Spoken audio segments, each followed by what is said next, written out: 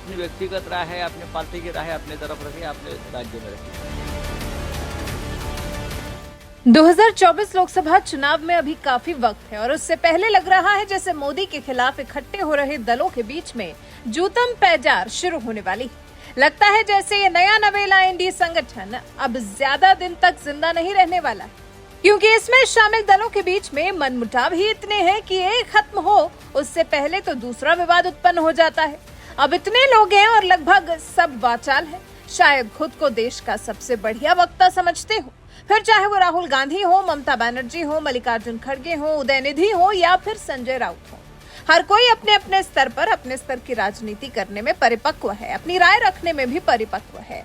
अब जैसे तमिलनाडु सीएम के बेटे उदयनिधि स्टालिन के बेटे को ही ले लीजिए। सोचा तो उन्होंने होगा कि वो सनातन पर बयान देकर वाहवाही लूट लेंगे, लेकिन बवाल इस कदर मचा बैठे हैं अपने बयान से कि अब समेटे नहीं समेट रहा, जिसका असर कुछ ऐसा हो रहा है कि उदयनिधि अपने बयान के लिए सफाई देते हुए दिखाई दे रहे हैं। वहीं उनके ही संगठन में शामिल उद्धव के नेता, उनके प्रवक्ता संजय राउत उदयनिधि के बयान के लिए उन्हें खरी खोटी सुना रहे हैं। संजय राउत ने उदयनिधि के बयान को उनकी अपनी राय बता दिया है और सनातनियों के खिलाफ दिए गए बयान को स्वीकार करने से साफ इनकार कर दिया है। उन्होंने आगाह किया है कि वो एक युद्ध में उतरे हैं और ऐसे समय में बीजेपी को इस तरह के किसी भी हथियार को देने से बचना चाहिए। सुनिए क्या कह रहे हैं उद्धव गुट की शिवसेना के प्रवक्ता संजय राउत। देखिए, कोई माहौल गर्मा नहीं गया है। हमने वो बयान को भी देखा है, सुना है, और जो लोग ये माहौल गरमाने जा रहे थे उनके भी बयान हमने सुने हैं। महाराज साहब, दयानिधि स्टालिन साहब जो है मंत्री है, और उनका बयान का कोई समर्थन नहीं करेगा। इस प्रकार के जो बयान है उससे बचना चाहिए। हम इंडिया के घटक दल है सब। ये आपकी राय हो सकती है, ये डीएमके की राय हो सकती है, द्रविड़ संस्कृति की राय हो सकती है, लेकिन इस देश में लगभग 90 करोड़ हिंदू रहते हैं, उनकी आस्था है। मुसलमान रहते हैं, पारसी है, जैन है, लिंगायत समाज के लोग हैं, सभी के अपने अपने आस्था होती है। आप उनके आस्था को ठेस नहीं पहुंचा सकते। अपनी व्यक्तिगत राय है, अपने पार्टी की राय है, अपने तरफ रखिए, अपने राज्य में रखिए। इस प्रकार से पूरा देश का माहौल जो है वो बिगड़ गए। भारतीय जनता पार्टी के हाथ में कोई ऐसा हथियार न लगे कि जिसकी वजह से वो हमारे पर हमले करते रहे। हमने आज हमारी बात रखी हो।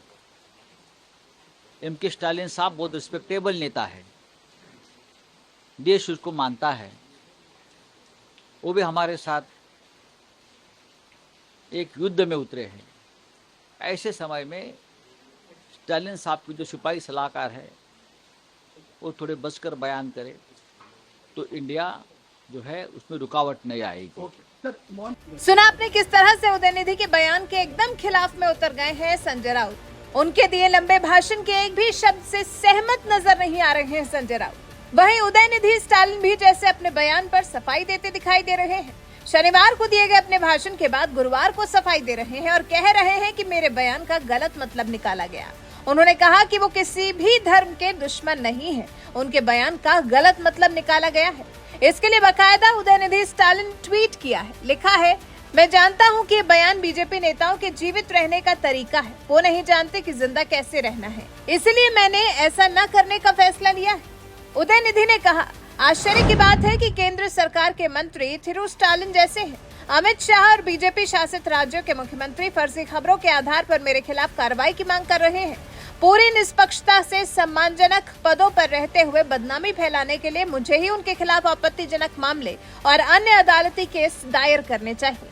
आपको यहाँ बताना जरूरी है कि उदयनिधि के बयान पर अमित मालवीय ने जो ट्वीट किया था, इसके लिए उन पर FIR दर्ज कर दी गई है। खैर, अब इस मामले में उदयनिधि चाहे जो कुछ भी कहे, फंस तो वो चुके, ऐसे कि अब अपनों के ही निशाने पर आने लगे।